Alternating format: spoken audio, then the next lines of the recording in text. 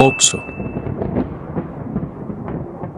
Puede que el infierno no siempre se presente como una zona envuelta por llamas sofocantes o con seres de cuernos deformes y colas puntiagudas. No. Por lo que he llegado a experimentar durante las últimas noches en mi reciente trabajo, puedo decir que el infierno es algo mucho más ordinario de vivir que aquello que se nos contó en la Biblia, y a la vez, más complejo de poder explicar.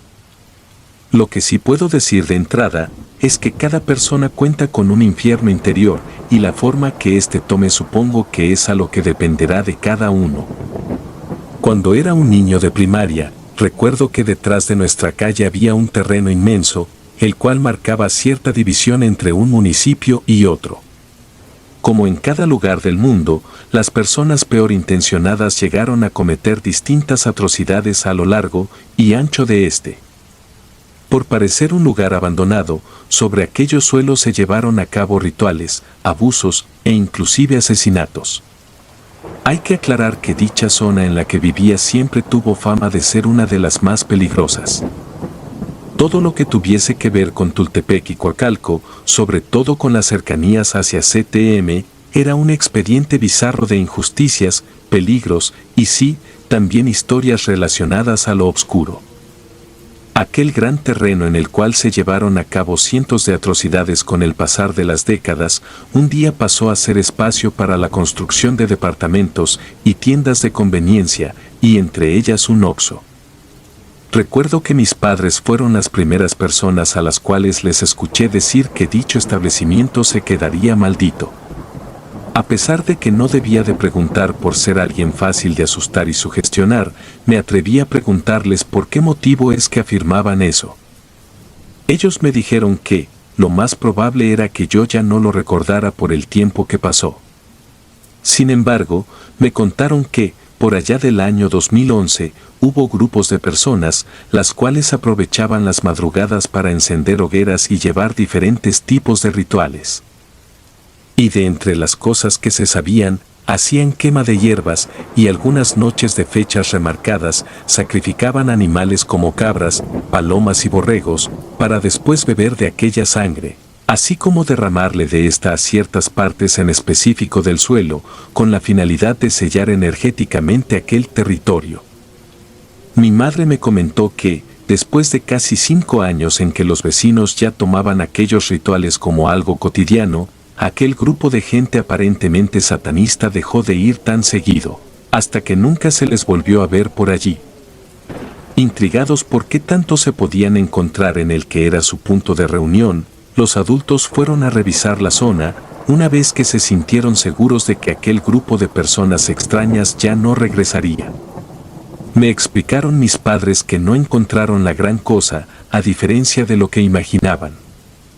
No obstante, en los momentos en los que uno se quedaba lo bastante cerca del lugar en que prendían sus hogueras, podía llegar a sentir un nivel irracional de terror, mezclado con fuertes mareos y dolores de cabeza.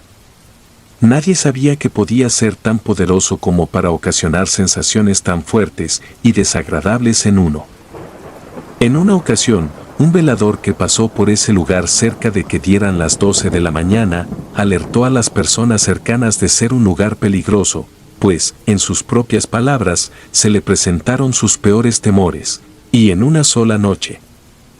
A más de 10 años de que las leyendas y los misterios envolviesen a esos inmensos espacios de tierra desocupada, el panorama era por completo diferente. Las nuevas casas tenían tan buen parecido que, ni siquiera era posible sospechar del pasado que alguna vez tuvieron sus suelos. En cuanto al nuevo Oxxo, que convenientemente dejaron cerca de las nuevas casas, empezaron a decir que sucesos paranormales y muy extraños ocurrían detrás de sus puertas, como que aparecían y desaparecían personas en sus pasillos, o que los clientes habían llegado a sentir que algo les respiraba de cerca o los tomaba del cabello. Pero, de todas las cosas que se contaban de la tienda, la que más llamaba la atención en general, era el hecho de que ninguno de sus empleados de noche lograba pasar más de una semana trabajando allí, pues, todos y cada uno de ellos terminaba por meter su renuncia. Por desgracia para mí, hubo un punto en que me vi bastante necesitado de un trabajo y empleo fijo. Así que, no teniendo una mejor opción en las cercanías, me acerqué a esa tienda de la que tanto se hablaba. Como era de esperarse, y dada la necesidad de personal para la noche, me dieron el trabajo sin demasiadas trabas. Incluso antes de comenzar a trabajar, me pidieron que fuera una persona de mente abierta y que no me dejara perturbar en mayor medida por aquellos eventos inexplicables de los que pronto sería testigo. Una vez que llegó mi primera noche de empleo, entré a la tienda con la mente cerrada, más que abierta. Mentalmente, estaba haciendo lo contrario a lo que me pidieron, pero contaba con una razón para ello. De la familia de la que yo venía, se tenía el pensamiento de que creer era darles poder a las cosas, fueran buenas o malas. Así que, por lo tanto, en vez de abrir mi mente a la idea de que pronto estaría conviviendo entre fantasmas, sombras y otros fenómenos extraños, me puse una clase de candado mental en cuanto a esas creencias, y mejor me puse a imaginar que la noche pasaría sin pormenores ni espantos. Toda la hora de las 11 de la noche no hubo nada aterrador en lo absoluto, así que me sentí seguro de que las cosas se hallaban marchando por un buen camino. A decir verdad, muy a diferencia de lo que me habían contado, el ambiente era de lo más pacífico, ninguna persona molestaba y la tienda estaba en silencio.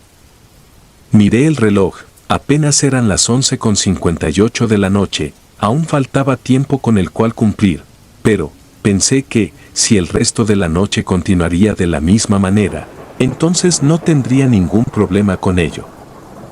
Mientras que me encontraba rellenando los espacios vacíos de unos estantes, la música de todo el lugar se activó con brusquedad, en punto de las 0 horas, con 0 minutos.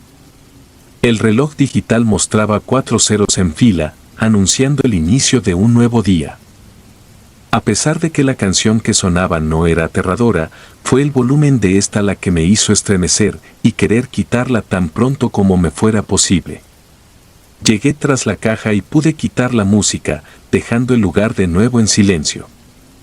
Recién quité la música, todas las cajetillas de cigarros detrás de mí se comenzaron a caer, parecía que algo más las estaba tirando a propósito. Queriendo impedir que todas quedaran en el suelo, me puse a levantarlas, pero, como si se tratara de un reto por probar a mi paciencia, cada cajetilla de cigarros que recogía se volvía a caer al suelo. El tener que agarrar a tantos paquetes de cigarros a la vez, más que solo tratarse de un suceso desesperante para mí, representaba el peor reto a enfrentar para los nuevos hábitos que tanto me esforzaba por adquirir. Lo reconozco, antes de obtener el trabajo, llevé un consumo bastante negligente de cigarrillos. No podía ni siquiera pasar media hora sin encender uno solo para mí, o a veces 2, y en casos desesperados 3. Lo que sea que ocasionaba que los cigarros se siguieran cayendo, sabía perfectamente bien por cuál punto atacarme para empezar a dejarme débil. No eres más fuerte que yo, me puse a repetir una y otra vez, ya sin pelear por recoger las cajas de cigarros, sino apartándome de ellas por un momento en donde no pudiera verlas ni mucho menos tocarlas. Hasta que el extraño fenómeno se detuvo, me puse a recordar cada frase de fuerza de voluntad, mientras que levantaba y reacomodaba las cajetillas en sus lugares. Por más que me resistía, por cada caja que lograba colocar sentía una intensa necesidad por tan siquiera fumarme uno. De pronto, me pareció oír un susurro demasiado cerca. Se escuchó como si alguien frente a la caja me hablara. «Fuma uno», pronunció, «si nadie se entera podemos fingir que nunca pasó». Y a pesar de que continué poniendo resistencia en cuanto a mi fe en esa clase de fenómenos, mi mente se doblegó a mis peores deseos, por lo que tomé un cigarrillo, y me lo acabé tan rápido que, casi no fui consciente del tiempo que pasó desde el segundo en que lo prendí, hasta que llegó a su fin. Sumergido en el resurgimiento de una adicción la cual casi consideraba superada, no fui capaz de mostrar atención a ninguna otra cosa. De frente a tantos cigarros, perdí la seriedad de empleado y me olvidé de mi lucha personal. Estando en completa soledad, perdí el control entre la desesperación y la impulsividad, llevándome de 5 a 7 cigarros a la boca, sin poder pensar en nada más. Y justo cuando iba en el séptimo de los cigarros, algo me llevó a mí mismo a preguntarme cuál era la hora. Lleno de culpa por lo que recién acababa de hacer, miré al reloj, nervioso porque hubiera pasado demasiado tiempo fumando. Quedándome perplejo, vi que los relojes continuaban marcando las 12 en punto de la mañana, pero yo sabía que aquello era por completo imposible. Era imposible que me fumara tantos cigarros en un minuto, de eso estaba más que seguro. Mientras me esforzaba por encontrarle algún tipo de lógica a que los relojes no avanzaran, vi un par de sombras moviéndose al fondo de uno de los pasillos. Parecían las siluetas de dos clientes, cosa que, de igual manera, resultaba imposible, en especial dentro de tales horas. Sin caer en la histeria de correr a indagar, di un gran respiro y me negué a permitir que me siguieran arrebatando parte de mi tranquilidad. Así que, lo que hice fue mejor cerrar los ojos, para ignorar a esas sombras extrañas. Al hacer esto, tuve la sospecha de que aquel Oxxo en el cual ahora trabajaba, de algún u otro modo terminaba por volver locos a sus empleados. Aunque no lo podía asegurar, me parecía posible, y más si tomaba en cuenta lo que se contaba con respecto al terreno de los rituales y sus posibles portales hacia el infierno. Quizás lo que planteaba la leyenda tenía un fuerte motivo por el cual existir. Probablemente, la tienda había sido construida encima de donde se les ofrecían hogueras y sacrificios a los demonios. Después de presenciar a las extrañas sombras, por toda la tienda se comenzaron a escuchar muchas voces, hablándose entre sí, como si me encontrara en el horario de día.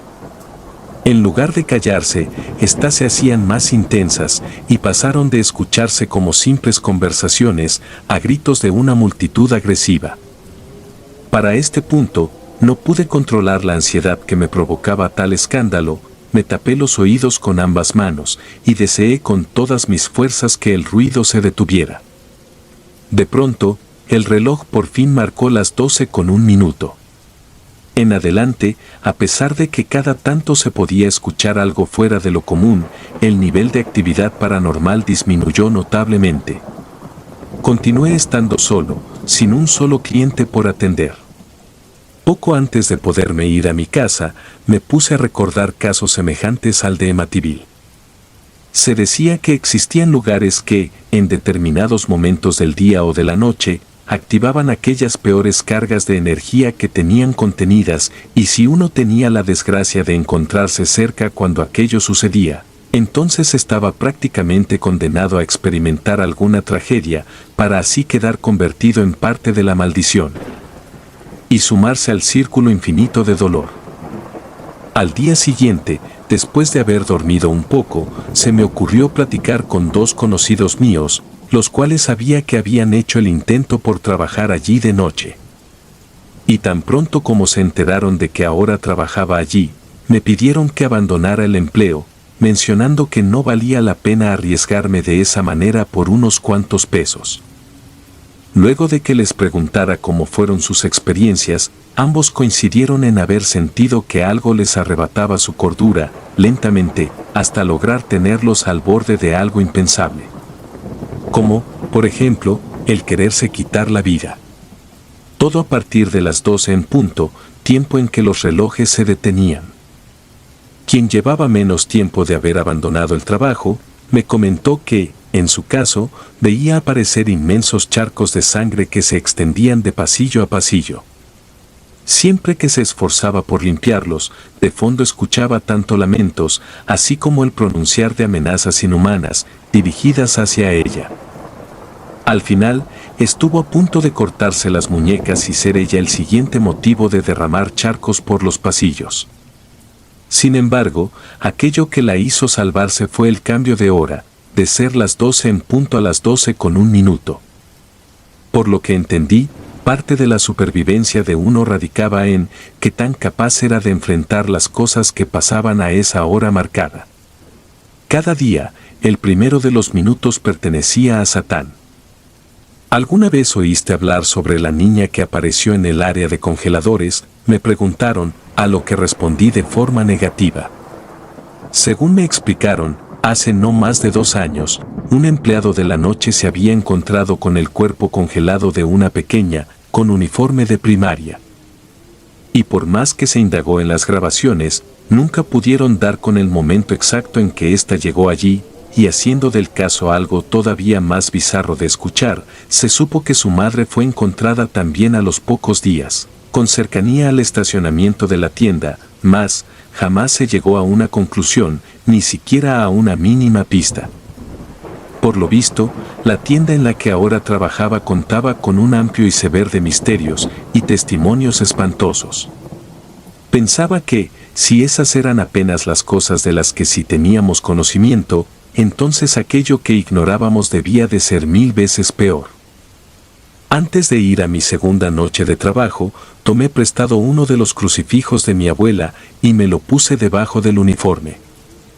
No sabía si el portarlo causaría alguna diferencia importante, mas, en casos tan extraños como el de aquel Oxxo maldito, parecía que cualquier cosa podía ser de ayuda entre la desesperación por salvarse, tanto la cordura como la vida misma. Consciente de que a las 12 en punto el lugar haría de todo para poderme torturar, me quise anticipar a los absurdos juegos que me aplicó en la noche anterior. Parecía que me estaba volviendo loco, pero, al menos yo le encontraba un poco de sentido. Antes de que diera la hora, puse música en la tienda, para evitar que ésta se prendiera sola.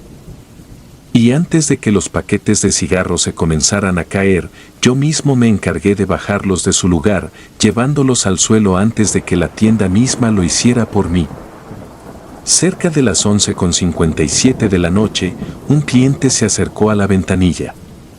No sé si llevaba un tiempo vigilándome, pero supe de su presencia porque lo alcancé a escuchar decir, ¿te encuentras bien? Mientras que le atendía, le expliqué que la tienda estaba de cierto modo maldita y que lo peor apenas estaba por comenzar. El hombre, un tanto inquieto, me dijo que debía de dejar de meterme tanta droga en el sistema, burlándose de lo que le mencioné. Entonces, molesto por subestimarme, lo reté a que pasara a la tienda y se quedara conmigo al dar las 12, para que así él también tuviera algo que contar al día siguiente, si es que sobrevivía a este, claro. Aquel cliente se marchó con sus paquetes de galletas y un chocolate abuelita entre manos, riéndose en voz alta tan pronto como le dio la espalda a la tienda. Ahora eran las 11:59. Faltaban segundos para que las cosas más inexplicables empezaran a suceder. Mientras que de fondo se escuchaba Mother de Danzig, me pareció escuchar un extraño crujido en la máquina de cafés. Y volteando a ver el reloj, miré cómo surgió el cambio de hora, llegando a ese punto maldito en que los 4 ceros anunciaban el descenso a la locura. Esta vez, en lugar de que la música se pusiera sola de golpe o se subiera de volumen, comenzó a trabarse sin ninguna explicación. A pesar de que la señal de internet estaba bien, la canción se llegó a trabar tanto que incluso resultó difícil darle algo de forma, pues se escuchaba literalmente como un disco viejo y dañado. Resignado a que de igual manera la música quedó transformada en algo espantoso, la tuve que quitar, quedándome en completo silencio. Hecho esto, escuché el inquietante sonido de unos pequeños zapatos corriendo por los pasillos. Aquella noche, mi imaginación no estaba siendo de ayuda con lo que acontecía. No quise buscar cuál era la causa de aquel sonido, no obstante, mi imaginación se encargó de darle los peores aspectos y formas. Imaginé que se trataba del fantasma de la niña perdida, corriendo cada vez más cerca de mí, esperando a que diera el segundo indicado para aparecerse y causarme el susto más grande de mi vida.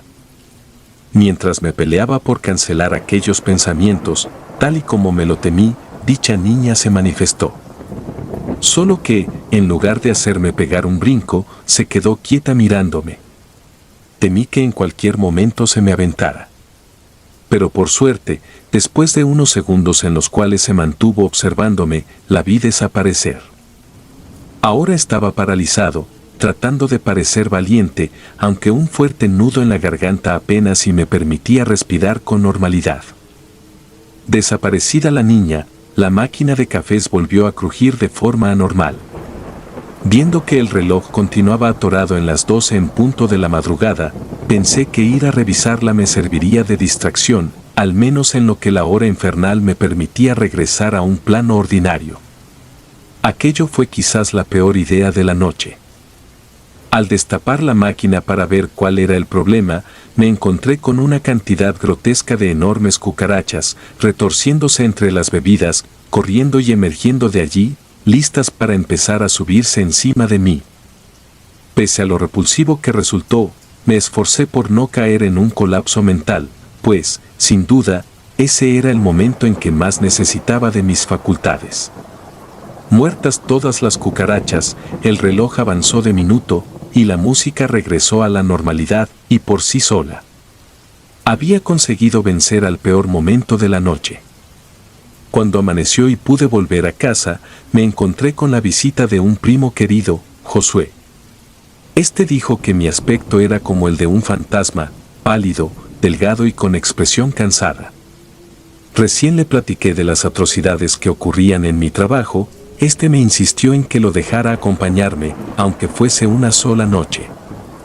Y a pesar de que sabía perfectamente que no lo tenía permitido, terminé por decirle que sí, pues, lo cierto es que a nadie le importaba que era de aquellos que se quedaban en la tienda a enfrentar las noches.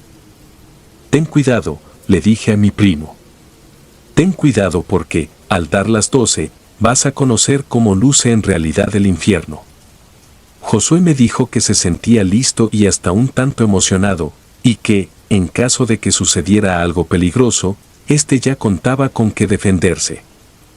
De esta forma, sin poder controlar el paso del tiempo, nos dieron las 12. De nuevo, la música se trabó a más no poder. Lo cierto era que, a pesar de ser aquella mi tercera noche en la tienda, también me sentía a la expectativa de qué atrocidad se nos presentaría en tal ocasión. Puestos los 4 ceros del reloj en fila, sentimos como el piso llegó a temblar con brusquedad, como si algo enorme y bajo nuestros pies hubiera ocasionado el repentino movimiento. Josué, en lugar de verse asustado, parecía emocionado.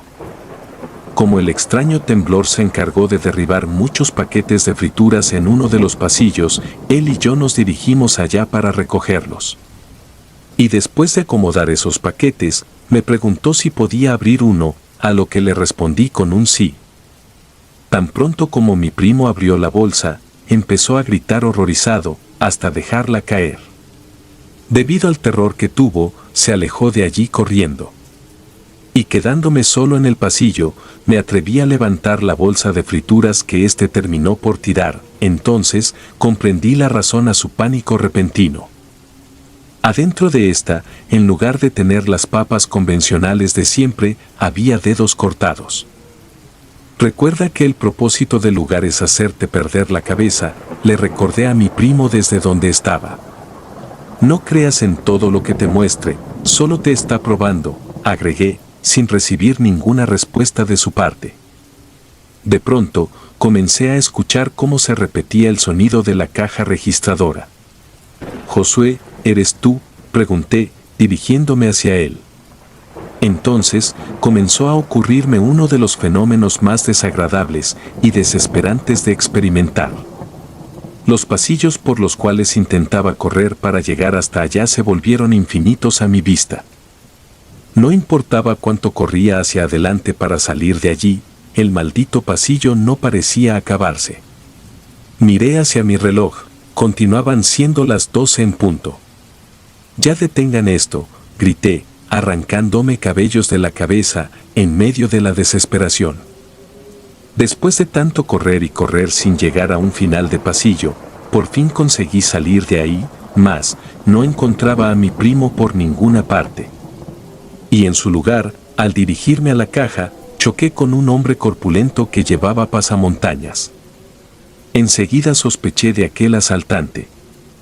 «¿Qué le hiciste a mi primo, maldito infeliz?», pregunté, buscando con qué defenderme o hacerle daño. De entre su ropa, éste sacó un cuchillo de cocina. No sé qué me sucedió en aquel momento. De tanta angustia por la que ya había pasado, se me hizo fácil arrebatarle el cuchillo de las manos. Entonces, me señaló la hora, seguían siendo las malditas 12 en punto. ¿En dónde está Josué?, insistí, sin recibir respuesta alguna. Además de alterado, ya estaba lo bastante harto. La tienda había cumplido con su cometido de hacerme perder la cabeza. Y al no saber nada de mi primo, me terminé saliendo de control y sin considerar por un solo segundo mis acciones, procedí a atacar a aquel intruso con la misma arma que le había arrebatado. No solo estaba fuera de control, me hallaba poseído por la ira y la demencia. Actuaba como un asesino experimentado, dejando al sujeto indefenso y moribundo en el suelo. No me importaba ni siquiera en qué forma saldría de esa, pues lo que quería era acabar con y eso hice. El hombre del pasamontañas acabó inmóvil y con la ropa manchada, al igual que mis manos. Enseguida, la música de fondo regresó a la normalidad y todos los relojes avanzaron 1 minuto, había logrado salir de las infernales 00 horas. De pronto, miré debajo de mí y aterricé de nuevo a la realidad. Con aquel cuchillo en mano comencé a gritar desesperado, pues descubrí que, en realidad, nunca hubo un asaltante en la tienda ni sujeto con el rostro cubierto. Aquella persona a la que recién estuve atacando fue a mi propio primo Josué. Ahora se desangraba frente a mí, sin tener salvación. Terminé cayendo en los grotescos engaños de las 12, convirtiéndome en un asesino. Minutos después de su muerte, tuve que marcar a la policía para delatarme y dar la cara. Perdí la cabeza y la cordura. Y el oxo del acero me venció, sumando otra desgracia innombrable para su colección. Aprendí la lección demasiado tarde, con los lugares malditos no se juega, y ni siquiera se debería de probar.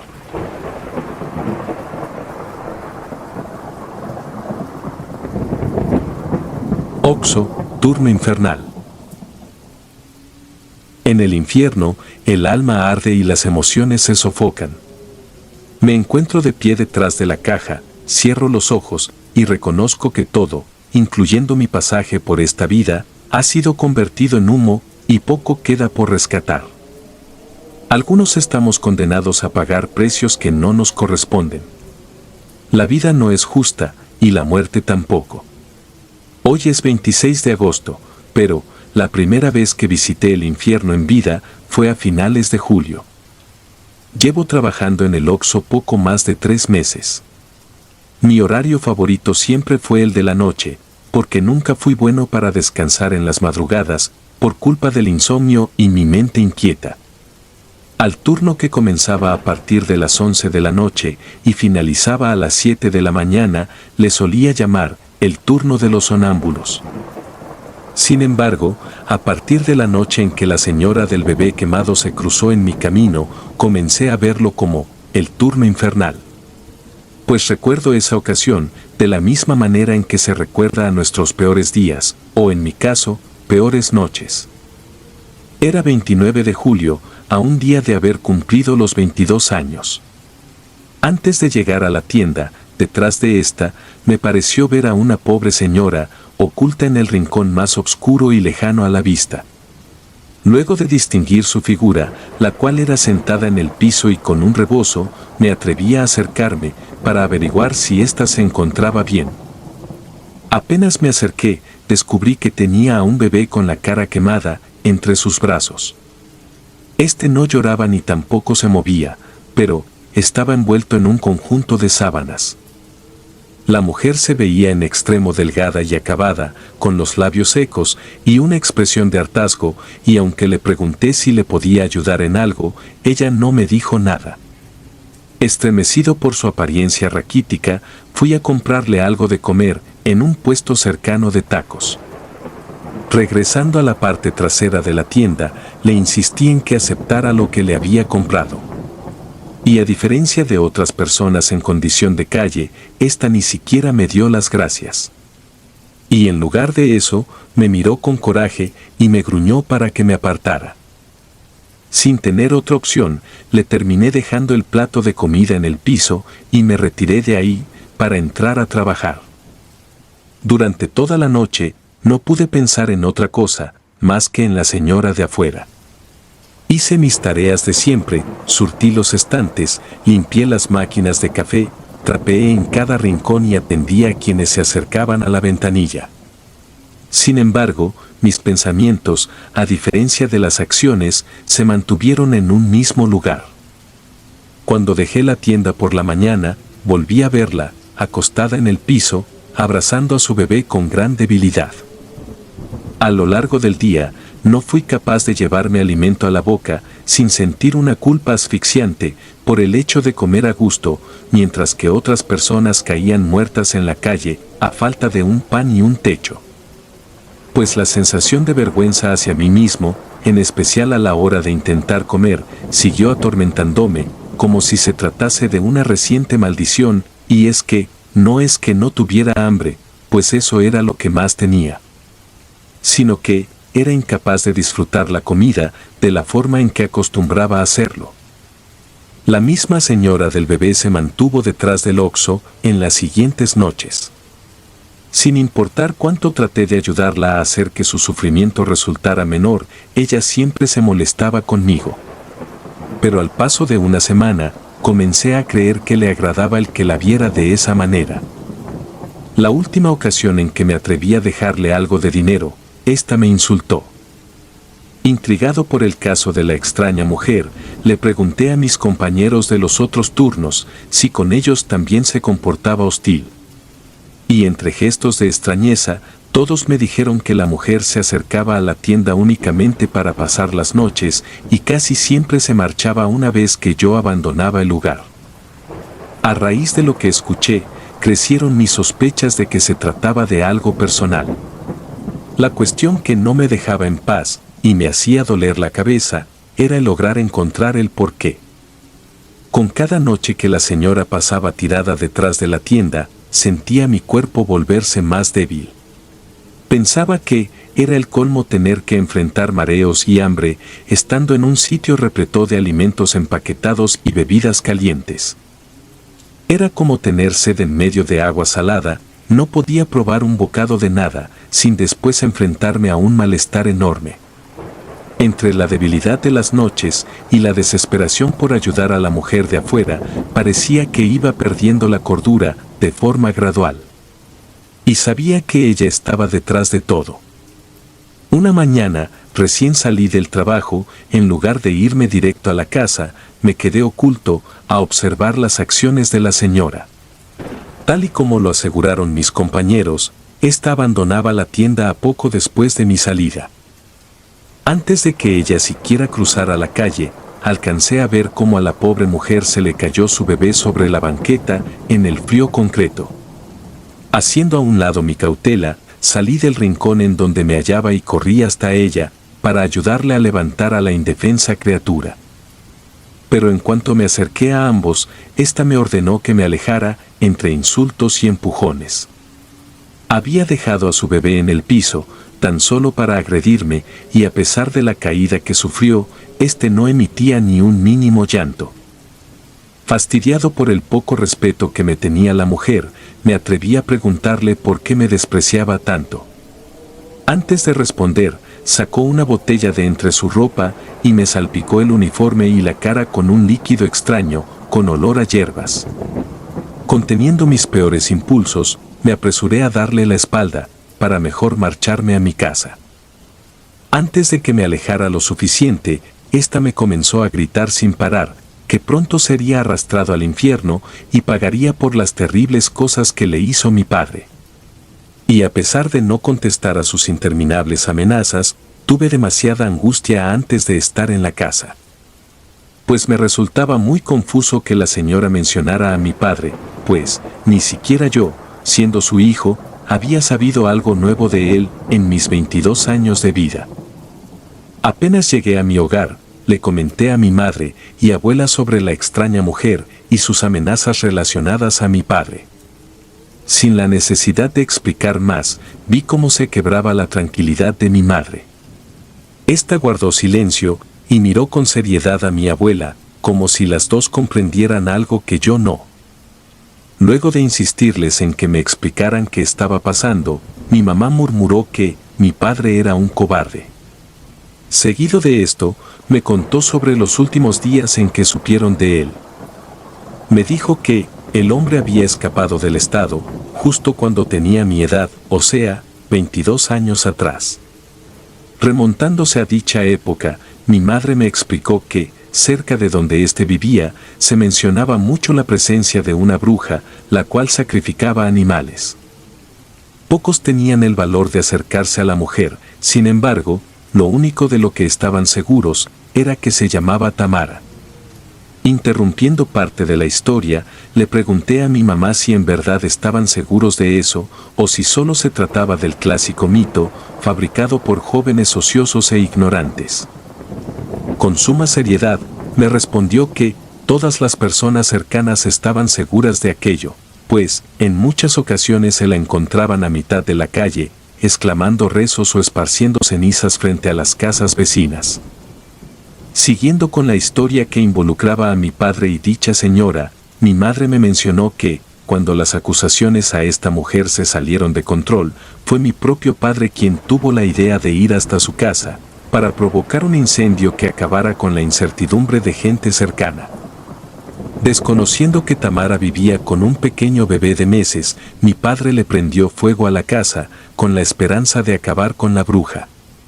Horas más tarde, al enterarse de que ésta seguía con vida, y encima, había sido el causante de dañar gravemente a un menor, mi padre escapó sin avisar, ni volver a dar señales de su paradero.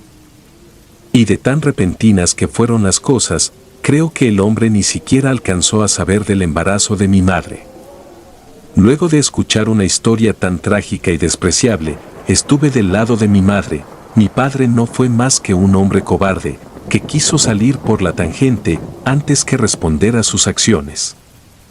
El hecho de conocer la atrocidad hecha por mi padre no me hizo sentir mejor, solo me llevó a comprender por qué estaba siendo objeto de la espeluznante mujer. Y ahora que sabía que se trataba de una bruja, el impacto en mí continuaba creciendo. La superstición me mantuvo en constantes crisis de ansiedad, por no saber qué rayos me vació encima, mientras exclamaba que sería arrastrado al infierno. En la siguiente noche, me limité a entrar directo a la tienda, sin mirar alrededor, ni indagar en nada que no fuera de mi incumbencia. Si tenía algo de suerte, no volvería a saber de la anciana. Recuerdo que, aquella noche de martes, tras mi última discusión con la señora, los clientes que comencé a atender me daban unas vibras demasiado negativas. No es que me dedicara a juzgarlos por sus apariencias, para nada. Lo que me mantuvo en constante alerta fue, más bien, la forma hostil y amenazante en que se dirigían hacia mí. Al menos con 3 de ellos creí que tenían la intención de apuntarme desde afuera.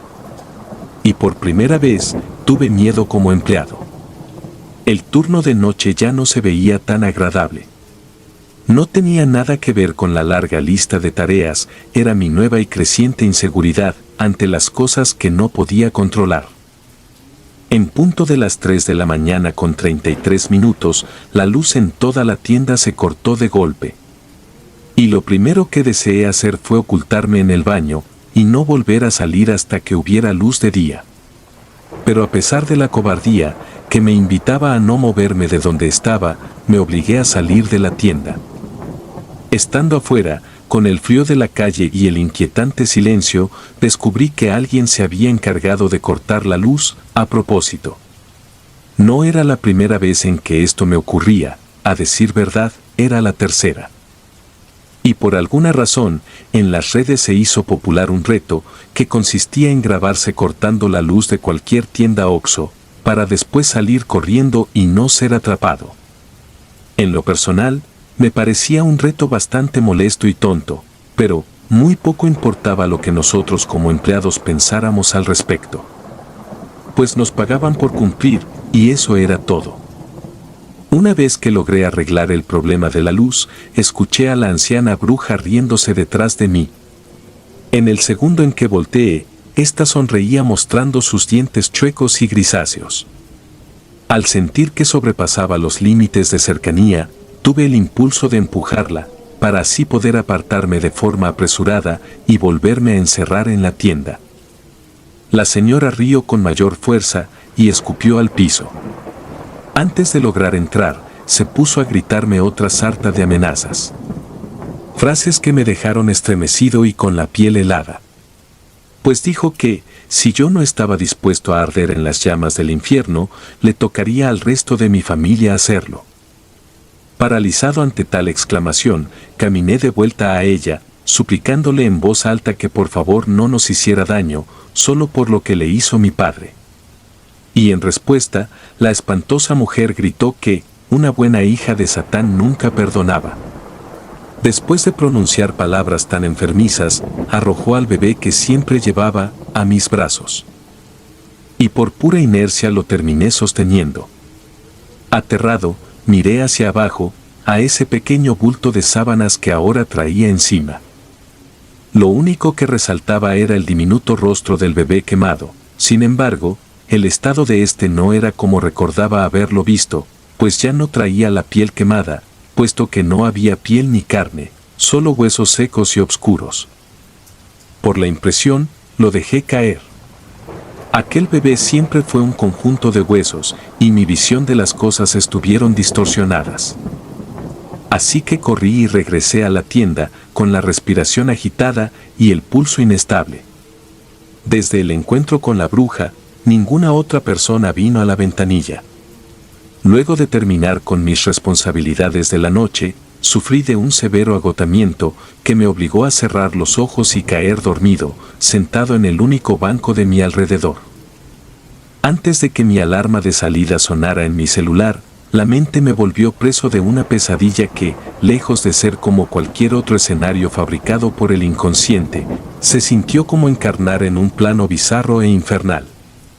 Vi a mi familia completa, consumiéndose en un fuego que se alzaba por mi cabeza. Mi madre y abuela gritaban de sufrimiento, a la par en que una voz distorsionada acusaba que todo fue por mi culpa. No fui capaz de escapar de esa tormentosa visión, hasta que el celular se puso a sonar. Pero por suerte, para mi nueva versión temerosa, un nuevo compañero se presentaría al turno de la noche, para trabajar conmigo. Su nombre era Josué. Recién inició su primera noche de trabajo, le advertí sobre la bruja de la parte trasera. Por lo que éste me miró confundido, y me dijo que no había visto a nadie afuera. Tal respuesta de su parte, esto me tranquilizó, pues pensé que, quizá, hasta ahí quedarían las amenazas y desagradables encuentros. Las primeras horas de la noche transcurrieron sin ningún percance. Además que, el hecho de contar con otra compañía me hacía sentir un poco más de confianza ante otro evento extraño. Sin esperarlo, pasamos por 2 madrugadas ordinarias y tranquilas como a las que antes estaba acostumbrado. Claro que, de pronto se acercaba alguien ebrio a la ventanilla, mas no pasó de eso. Pero, como dije a un inicio, la vida no es justa, y eso era lo único que necesitaba recordar, para perder mis mínimos rastros de positividad. El veloz retorno del infierno se presentó a mitad de la semana. Mientras que Josué se hallaba tras la computadora, yo estaba ordenando los productos de los estantes, sin molestar a nadie. De pronto, y sin explicación, vi cómo la tienda empezaba a arder en llamas, con nosotros 2 adentro. El fuego incendiaba todos los productos de los estantes. Quise detenerlo, pero el humo entraba a mis pulmones, debilitándome con cada respiro. Al sentir mis rodillas débiles, caí al piso. Una y otra vez le grité a Josué: «Corre, sálvate de las llamas». Pues sentía mi cuerpo arder, con un calor insoportable que me cubría la piel. Y en lugar de escapar, mi compañero vino hacia mí y puso sus manos en mi cabeza, pidiéndome que me calmara. Dicho esto, reaccioné en la normalidad. El tormento que vino ocurrió en verdad. Por lo que me levanté y encontré las cosas en orden, sin percances ni mínima flama a nuestro alrededor. Para hacerme calmar, Josué me mostró las grabaciones en las cámaras. Absolutamente nada fue real, más que mi reacción angustiada ante el falso incendio. Y sin saberlo, el presenciar de aquel incidente irreal fue el anuncio de lo que estaba por llegar. El inicio del final. A menos de una semana de haber alertado a mi compañero, me tocó atender a un señor extraño, el cual se acercó a la ventanilla, pidiéndome 6 encendedores. Y sin importar lo extraño de la petición, fui por estos y me volví a acercar para entregárselos. Antes de pagarlos, el hombre se puso a reír de manera maniática y los tiró todos al suelo. Cuando miré hacia abajo, descubrí consternado que, en lugar de pies, tenía 2 largas pezuñas. Supe que no estaba ante un cliente normal, era Satán, estremeciéndome. «Pronto vendré por ti», afirmó, rasguñando la puerta de cristal. En cuanto éste se fue, miré a Josué y le pregunté si había visto y oído lo mismo que yo. Con una mirada aterrada, mi compañero me dijo que no vio a nadie, solo a mí, hablándole a la nada. De nueva cuenta, las grabaciones del circuito cerrado no captaron nada de lo que yo vi, por lo que quedé como un demente a los ojos de Josué. Esa mañana volví a la casa, exhausto y con hambre, por no ingerir nada en más de 7 horas consecutivas. Acostado en la sala de mi casa, consideré el hecho de estar sufriendo alucinaciones causadas por los largos periodos de ayuno. Y en medio del descarte de posibilidades, me quedé dormido, con el estómago vacío y una arritmia marcada en el corazón. Mientras dormía, soñé que una llave de la estufa se abría sola, provocando una gran fuga de gas, de la cual nadie se percataba. Pasados unos minutos, mi abuela decidía encender una veladora, aún sin darse cuenta de lo que ocurría. En ese mismo instante, nuestra casa explotaba y todos nosotros moríamos, junto a nuestros vecinos y mascotas. Recuerdo haber sentido un intenso olor a gas antes de despertar. Al volver al estado consciente, abrí los ojos y supe que el olor a gas se hallaba en mi realidad. Sin pensarlo, me levanté de la sala y corrí a la cocina. Una llave de la estufa se hallaba abierta al máximo nivel. Y luego de apagarla, corrí hasta mi abuela y le arrebaté los cerillos y la veladora que estaba por encender. Por fortuna, los segundos en que actué fueron cruciales y logré rescatar a toda la gente del edificio. Solo fue cuestión de avisarle a los vecinos y abrir cada espacio para que hubiese ventilación. De frente a lo que pudo ser una grave tragedia, supe que aquel sueño fue en realidad una visión, una advertencia. Me costó trabajo, pero lo reconocí.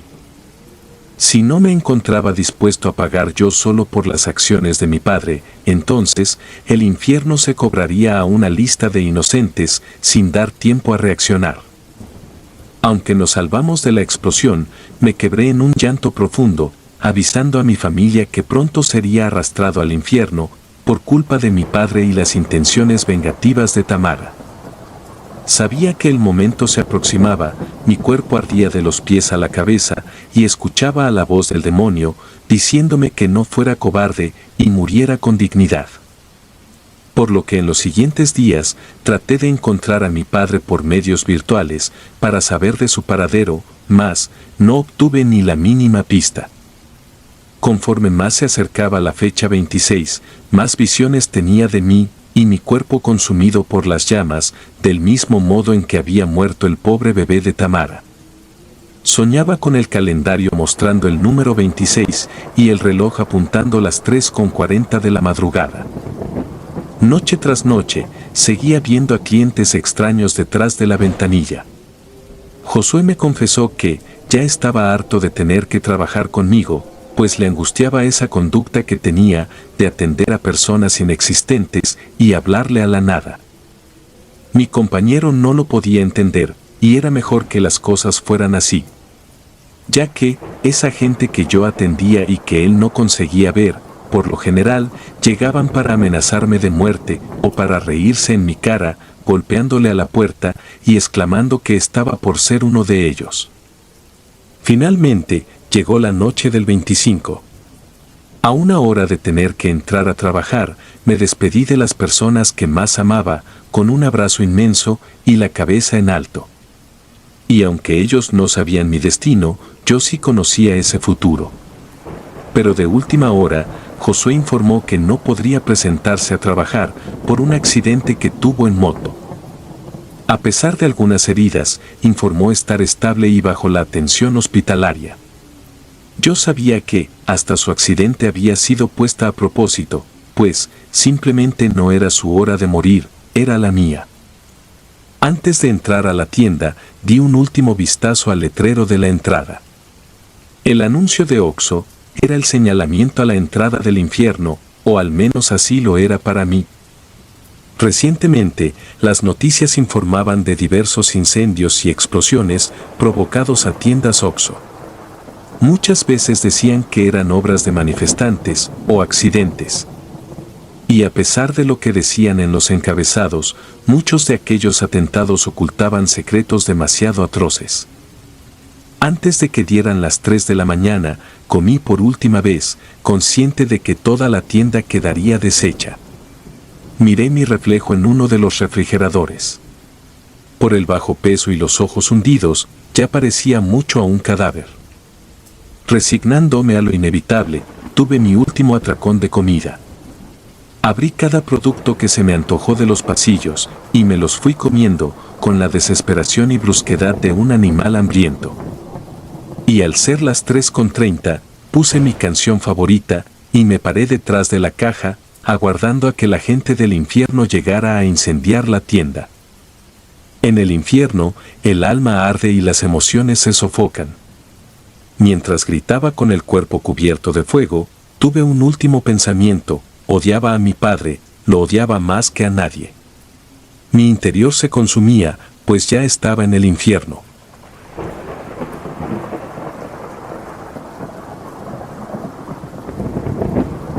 Oxxo, turno de crimen.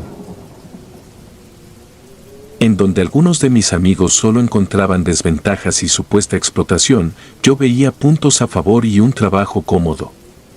Aunque incluso mi familia se atrevió a preguntarme en varias ocasiones si no detestaba mi nueva área de trabajo, la respuesta era un no.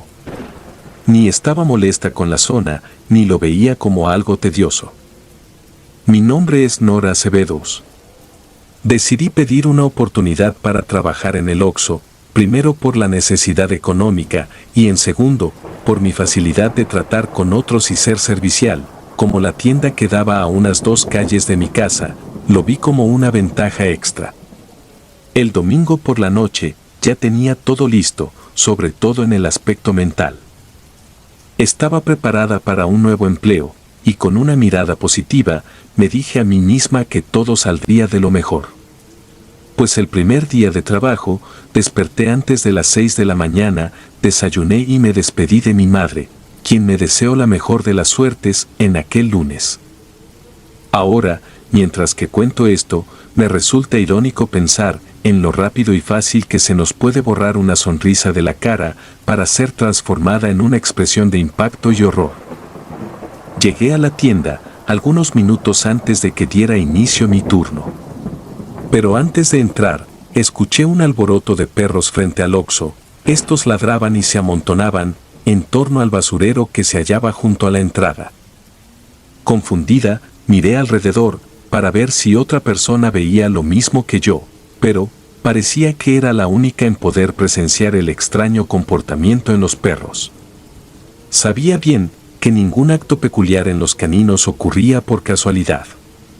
Por lo tanto, decidí ir hacia ellos y ver qué les ocasionaba tanta inquietud. Antes de mirar al interior del basurero, pensé que me encontraría con un montón de comida o tal vez alguna rata, por lo que me hallaba tranquila hasta cierto punto. Llena de ingenuidad, me paré de puntas y asomé la vista por encima de la basura. Tan pronto como vi lo que había adentro, retrocedí, sintiendo una enorme carga de pánico. Entré corriendo a la tienda y me puse a gritar a los encargados del turno anterior que llamaran a la policía a la brevedad, pues había una cabeza afuera en nuestro contenedor de basura. Y de tanto que me hiperventilé me obligaron a quedarme sentada antes de colapsar en la tienda por un desmayo. Por lo que en menos de 10 minutos, 3 patrullas llegaron a la tienda. Como fui la primera y única en descubrir la cabeza, me obligaron a hablar con ellos y aclararles cómo fue que la encontré. Yo estaba en shock. Para ser mi primer día de trabajo, ni siquiera me sentía capaz de responderles. Me aterraba la posibilidad de que me vincularan, pues, ¿qué tan seguido se encuentran restos humanos durante el primer día de labores? Pero por suerte, y a pesar de lo aberrante del asunto, me dejaron en paz después de pasar por las preguntas. Por razones obvias, la zona tuvo que ser acordonada, y se nos ordenó que mantuviéramos la tienda cerrada, al menos en las siguientes 24 horas.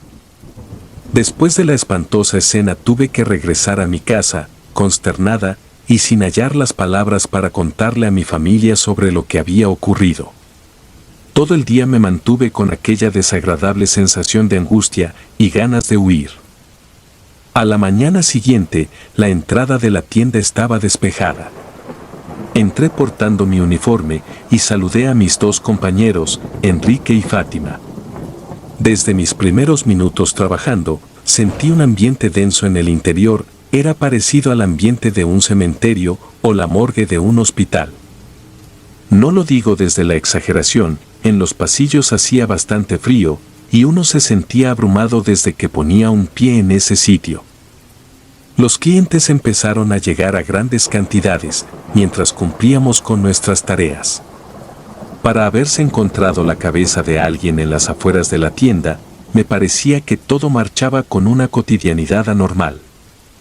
Aprovechando los pocos minutos que de pronto teníamos sin clientes, le pregunté a mis compañeros si llegaron a saber algo sobre el joven muerto o el paradero de su cuerpo, por lo que ambos me respondieron con una negativa, entre voces temerosas. Por mi parte, a pesar de buscar el caso entre las noticias de mi celular, no logré encontrar nada que se relacionara. Y al ver esto, simplemente no podía creer la extraña normalidad con la que siguieron las cosas. Durante el segundo día de trabajo, la situación se mantuvo igual. Sin nada que resaltase, más allá del incómodo ambiente, seguimos atendiendo a las personas con normalidad y encargándonos de mantener el lugar impecable. Como aquel miércoles hubo una promoción del 3x1 en jugos de una marca reconocida, por lo que algunos estantes se vaciaban con mayor rapidez que otros. Por lo tanto, teníamos que estar al pendiente de ir colocando los productos de atrás hacia enfrente e ir rellenando los espacios si era necesario. Y justo a la mitad del turno, mis compañeros me pidieron que fuera a la bodega por más cajas de jugo, pues los chicos de secundaria del horario matutino se los estaban llevando a lo grande. Después de abrir la puerta, en el instante en que encendí la luz, de reojo alcancé a ver un torso descompuesto y sin cabeza a un lado de la entrada. Con un brinco de impresión, miré hacia ese rincón y descubrí que, en realidad, no había nada. Pues al parecer, mi nerviosismo se apoderaba de mi percepción de las cosas. Salí de la bodega sin poderle ocultar a mis compañeros el terror que me acorralaba. Me llenó de angustia el imaginar que cualquiera de nosotros terminara siendo el próximo. Antes de irme a casa, quise abordar el tema con Fátima, pero ésta actuó un tanto a la defensiva y me pidió que no hablara de cosas que como novata no alcanzaba a comprender. Al inicio me pareció una reacción inusual, por otra parte, me convencí de que ella era un tanto débil como para hablar de lo ocurrido. Por lo que en noches posteriores sufrí terrores nocturnos, pues aquello no me sucedía desde que iba en la primaria, por lo tanto, el regreso de tal síntoma fue un completo calvario. A pocas horas de quedar dormida, comenzaba a soñar con las cabezas de otros muertos, ocultas en el mismo contenedor de basura. Aunque ella sabía lo que encontraría, siempre terminaba por acercarme. Por lo general, la pesadilla concluía en el instante en que todas ellas se ponían a gritar de forma desesperada, moviendo sus ojos descontroladamente, con expresiones horrorosas ante la pérdida de sus cuerpos. Y de tanto sufrimiento que veía, me despertaba en mi cama, entre mis propios gritos y pataleos. A veces, la reacción a la pesadilla era tan severa, que mi madre y hermano venían a verme hasta el cuarto. En una mañana de neblina y cielo nublado, me volví a cruzar con la pareja encargada de atender en el turno nocturno. La chica, cuyo nombre era Abril, chocó contra uno de mis hombros al tratar de abandonar la tienda de manera apresurada. No sé cómo podría explicar lo que percibí al tenerla cerca, y sin mucha explicación, noté peligro en su mirada, y lo único que deseé fue apartarme de ella. A la hora de entrar a mi turno junto a mis compañeros, les hablé sobre la maldad que alcancé a notar en la mirada de Abril. Enrique me dijo que ella y su compañero eran pareja, y dicho sujeto tampoco era alguien de tratos empáticos. Debido a mi creciente preocupación, alerté a mis compañeros del peligro que corríamos con ellos dos en la tienda. Les dije que no era lógico que una cabeza fuera arrojada al basurero dentro de su horario y ninguno de los dos lo hubiese notado. Ahora estaba convencida de que, tanto Abril como Juan, estaban involucrados en el reciente asesinato. Otro aspecto que me pareció sospechoso fue que Fátima me volvió a insistir que parara de hablar sobre el incidente y los chicos del turno anterior. En vista de que ella no quería indagar en el tema, me dediqué a abordarlo únicamente con Enrique en nuestros pequeños instantes de ocio. Antes de que nuestro turno terminara, mi compañero y yo acordamos que nos veríamos después de las 11 de la noche, para estacionarnos cerca de la tienda y averiguar por nuestra cuenta si algo escabroso acontecía durante el turno nocturno. Hacer aquello nos iba a costar toda una noche sin dormir y una mañana llena de agotamiento a la hora del trabajo. No obstante, los dos estuvimos dispuestos a sacrificar la comodidad. Una vez que dieron las 11, nos estacionamos a unos metros de distancia de la gasolinera, en un rincón en donde lográbamos pasar desapercibidos.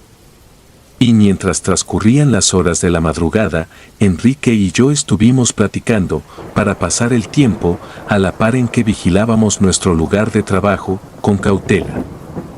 Al pasar las 2 de la mañana, continuamos sin ver nada extraño, pues rara vez llegaba algún cliente a la ventanilla. Mientras tanto, Abril y Juan parecían llevar a cabo la lista de tareas que les era otorgada y recibían a los proveedores sin demora. Cerca de las 4 de la mañana, pensé que todo se mantendría de esa manera, hasta que comenzamos a ver a gente extraña llegando a la tienda y entrando en grupo desde la bodega. Enrique sugirió que también entráramos, para descubrir lo que estaba pasando. Sin embargo, su idea no era en nada conveniente, puesto que dicho grupo de personas resultaban ser mayoría y ni siquiera sabíamos lo que eran capaces de hacernos. Y con un sentimiento de angustia, notamos cómo, de igual manera, metían con ellos a una persona a la fuerza, con las manos esposadas y la cara cubierta por un pasamontañas. Una vez que la gente extraña dejó de llegar, nadie volvió a salir de la tienda. Si un cliente se acercaba a la ventanilla era atendido, mas la gente que se hallaba oculta en la tienda ni siquiera daba señales de estar allí, por lo que nos pareció obvio el hecho de que algo muy turbio se estaba llevando a cabo en las partes ocultas del interior. En punto de las 5 de la mañana, la puerta de atrás se volvió a abrir. Y entre esas personas desconocidas comenzaron a sacar varias hieleras sin ninguna discreción. Después de que subieran cada una a la parte de atrás de una camioneta, todos los del grupo se marcharon, volviendo a dejar a Juan y Abril en soledad. Antes de abandonar el estacionamiento, nos pareció ver cómo alguien se acercó al contenedor de basura para arrojarle algo. Por lo que, Enrique y yo nos miramos perplejos, aterrados por nuestras sospechas. A media hora de tener que entrar a nuestro turno, regresamos el auto a la casa de Enrique y nos pusimos los uniformes. Regresando a pie, nos apresuramos por llegar lo más rápido posible, antes de que se pudieran llevar la nueva evidencia que arrojaron al contenedor. Durante el corto camino, ambos especulamos sobre la alta posibilidad de que se tratara de otra cabeza. Y concordamos que, si esto último resultaba ser cierto, debíamos actuar de forma ágil para alertar a las autoridades antes de que se cobraran la vida de otro inocente. De nueva cuenta, de frente al mismo basurero, me tuve que armar de valor para inclinarme hacia arriba y mirar por dentro. Entre repulsión y pavor, descubrí que se trataba de otra maldita cabeza. Esta vez no fui capaz de contener el shock, por lo que terminé vomitando a un lado de la tienda. Ahora la víctima había sido una pobre mujer. En ese preciso instante, Enrique alcanzó a parar a una patrulla que recién iba pasando por la calle. Al vernos hablar con los oficiales, Abril y Juan salieron de la tienda, mirando la escena de una forma indiferente, casi burlona. Teniendo en nuestras caras a esa pareja del turno anterior, Enrique le insistió a los oficiales que los detuviera. A pesar de ser partícipes de ese último asesinato, los dos se siguieron mostrando como si el tema fuese cualquier cosa. Mi compañero y yo les explicamos todo, exagerando en especificaciones, descripciones e incluso agregando horarios, mas, por algún motivo, los policías se rehusaban a creer nuestra versión. Ellos se aferraron a decir que era obra del crimen organizado. Cuando Enrique ya no soportó lo que parecía ser un encubrimiento, sacó su celular y se puso a grabar video, aclarando las circunstancias y acusando a los involucrados. Sin esperarlo, uno de los policías procedió a tirarle el celular con un fuerte jaloneo. Yo me quedé perpleja con todo lo que recién ocurría. La tienda tenía a 2 asesinos atendiendo de noche, y parecía que aquello ni siquiera representaba un problema para la autoridad. A mitad del conflicto, uno de los policías le dijo a Enrique que revisarían las cámaras de vigilancia, advirtiendo que, en el caso de no hallar nada, se le iba a cobrar una multa a mi compañero, por difamación y proporcionar datos falsos. Aún con dicha advertencia, Enrique se mantuvo en lo mismo, exigiendo que revisaran el circuito cerrado. Yo aguardé con mucha expectativa a ver cómo trataban el caso, una vez que descubrieran lo mismo que nosotros. De manera ilógica, cada grabación de las 11 de la noche a las 7 de la mañana salió limpia, sin extraños que entraran a la bodega, ni las hieleras que sacaron posteriormente. Al final de las acusaciones, los policías se marcharon ya sin acordonar la zona, como en la vez anterior. Ni siquiera se tomaron la molestia de examinar los restos, y de forma simple se marcharon con aquella cabeza, envolviéndola en aluminio y guardándola en la cajuela. Con solo observar la escena, sospeché que la irían a tirar a cualquier parte. Sus actos me parecieron inhumanos y grotescos, en especial por tratarse de la ley. En el momento en que por fin nos quedamos mis 2 compañeros y yo a solas, los miré con horror y les dije que teníamos 2 opciones: o buscábamos la manera de actuar o renunciábamos al trabajo. Ninguno supo cómo responderme. A una hora de que inició el turno, la tienda se hallaba vacía de clientes. Pensé que nadie quería caminar hasta ella, por el frío que hacía helar los huesos. Éramos 3 compañeros, en una mañana de aspecto hostil. Mirando hacia afuera de la tienda, descubrí que, cruzando la calle, estaba una camioneta estacionada, con 2 sujetos extraños, que no dejaban de mirar a la tienda. Esto último me puso en alerta. Desde que los vi, les avisé a mis compañeros. Fátima trató de hacerme guardar la calma, mas, la camioneta sospechosa en ningún momento se retiraba. Pasaron 2 horas, que más tarde se convirtieron en 3, y esos hombres seguían inmóviles dentro del vehículo, vigilándonos. Un par de clientes, los cuales igual se habían percatado de la presencia de dicha camioneta, nos informaron de ese peligro, creyendo que lo ignorábamos. Una chica propuso que nos comunicáramos con la policía, sin embargo, le aclaramos que eso no nos servía de mucho. En el momento en que los 2 clientes abandonaron la tienda, comenzó a haber una serie de fenómenos paranormales. Las luces se pusieron a parpadear con insistencia, dejándonos a obscuras cada tanto, mientras que, al fondo, a algunos refrigeradores se les abrían y cerraban las puertas, con una brusquedad enfermiza. Armaban un escándalo como si alguien las estuviese azotando, con la intención de dañar las instalaciones.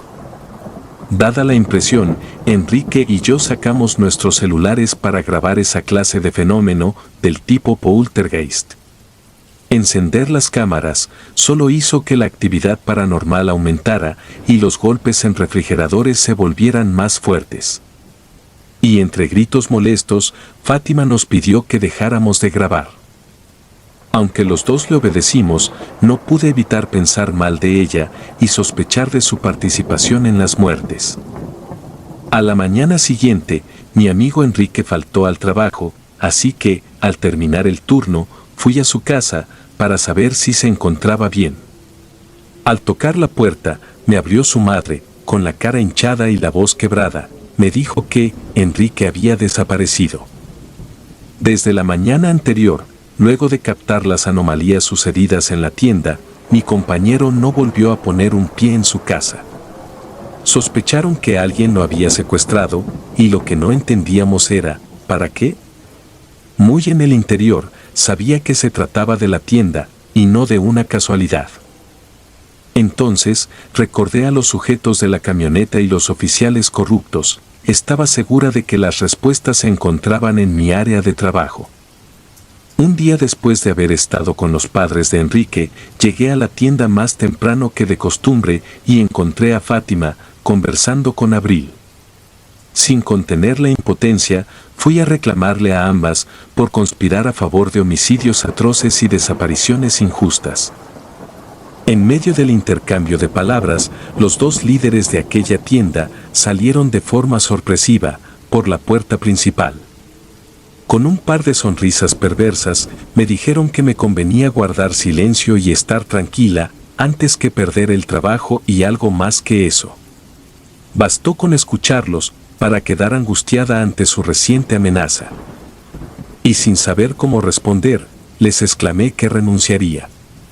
Entre una mueca burlona, Abril mencionó que daba igual si renunciaba, puesto que todos conocían en dónde vivía. Sintiéndome acorralada por ese grupo de enfermos, guardé silencio y bajé la mirada, limitándome a entrar a trabajar. En todo el turno, no quise dirigirle la palabra a Fátima por su clara participación. Cuando el trabajo terminó, salí y me fui directo a la casa, sin hacer ninguna clase de escala, por temor a que ahora me hicieran desaparecer a mí. Pero sorpresivamente, a los 10 minutos de haber llegado, Fátima tocó hasta mi puerta, por lo que mi madre la recibió, extrañada con la reciente visita. Al entrar, me pidió que fuéramos a un lugar discreto para conversar, así que la llevé a mi cuarto y cerré la puerta y la ventana. Enseguida, le pedí que me explicara de una vez lo que tenía por decir. Moviendo sus manos de forma nerviosa, me dijo que ella tampoco estaba del todo segura sobre las motivaciones ocultas de esas extrañas personas. Pero, por otro lado, sabía un secreto con el cual había tenido que vivir los últimos meses, horrorizada. Susurrando y acercándome a ella, le supliqué que me contara lo poco o mucho que sabía. Entre tartamudeos, mi compañera pronunció que, adentro de la tienda sacrificaban gente. Entre un llanto lleno de angustia, me dijo que casi todos lo sabían y estaban de acuerdo. Policías, encargados de la basura e incluso trabajadores de la gasolinera cercana. Después de conversar más a fondo, ambas llegamos a la conclusión de que lo hacían para obtener alguna clase de beneficio, mas no estábamos seguras de cuál. Fátima se fue a la casa después de haber estado conmigo cerca de 2 horas. Al caer la noche, traté de minimizar mi angustia y me obligué a espiar de lejos la tienda, solo que, esta vez, no lo haría desde un auto. Pues mi plan era saber a dónde se dirigían después de las reuniones. Aguardé desde las 11 de la noche hasta las 4 de la madrugada. A esa hora, las personas peligrosas volvieron a entrar por la bodega, con otra persona con las manos esposadas. Supuse que, adentro se reunían para llevar a cabo algún ritual, o para comentar asesinato entre todos los miembros. Lo cierto es que lo ignoraba, pero no estaba dispuesta a acercarme a la tienda. En cuanto la camioneta con las hieleras arrancó, corrí detrás de esta, ocultándome entre los edificios y árboles del camino. A pocas calles, la camioneta se detuvo, afuera de una casa blanca y de 2 pisos, la cual estaba muy separada de las demás, como si estuviese específicamente destinada a una sola cosa. Y dejando a un lado los nervios, me armé de coraje y me acerqué a observar. Aquello que vi ha sido de las cosas más grotescas. Pues al centro estaban reunidos los policías, mis superiores y otras personas que no recordaba. De cada hielera sacaron partes de un cuerpo, sin su cabeza. Acto seguido, cometieron canibalismo de una forma tan bestial y repulsiva que creí que me moriría de un ataque al corazón por las aberraciones que estaba presenciando. Interrumpiendo su inhumana carnicería, alguien dijo que era momento de pronunciar las palabras. ¿Cuáles palabras? No lo sabía, y ni siquiera lo supe, porque salí huyendo de ahí, sin ganas de presenciar más. Volví a mi casa y me quedé sentada en el comedor, guardando silencio, y sin saber qué hacer. Hablar con mi familia sobre las atrocidades no era una opción, dado que los ponía a ellos en riesgo. No había gente confiable en la ley, y si me atrevía a faltar un solo día al trabajo, era seguro que esa secta de caníbales me atacaría. Sin ninguna otra opción, me presenté al trabajar, ahora a la fuerza, y ya no por deseo propio. En punto de las 6:55 de la mañana, antes de entrar a la tienda, encontré el uniforme de Fátima, tirado en la entrada. Sobre mi cabeza, la cámara se hallaba encendida, captando mis acciones. Abril y Juan salieron de su turno, riendo, preguntándome si prefería trabajar sola o dejar de trabajar para siempre. Por lo que sin responder, entré a la tienda, llorando en silencio. En las siguientes semanas tuve que trabajar sola y en silencio, sabiendo que, al mínimo error sería la siguiente. Ahora comprendía el tormento que a diario enfrentaba Fátima y el motivo por el cual no solía hablar ni quejarse. A casi un mes de quedarme sin compañeros, hubo una mañana en que llegué a la tienda, y ya no me crucé con Abril ni con Juan, sino con empleados nuevos, de actitudes aparentemente más decentes. A esas alturas, ya me había acostumbrado a todo, a callar asesinatos, a presenciar eventos paranormales, e incluso a mirar de reojo a algunos cuerpos, sin cabeza, los cuales desaparecían, tan pronto los notaba. Por fortuna, el tormento se fue acabando, a la par en que la tienda tuvo que cambiar de líderes. De manera indiscreta, me atreví a preguntar el porqué a la falta del antiguo personal. Con un tono serio, me informaron que la mayoría se estaba muriendo, ante un grave contagio de una enfermedad mortal. Por lo que sin pasar un segundo de la noticia, sonreí gustosa. A día de hoy, continúo trabajando en la misma tienda. Ya no hay cabezas, no hay rituales, y los compañeros son personas normales. A pesar de parecer un final aceptable para mí, me temo que aún me queda una última inquietud. ¿Existirán otras tiendas OXXO con caníbales en sus bodegas?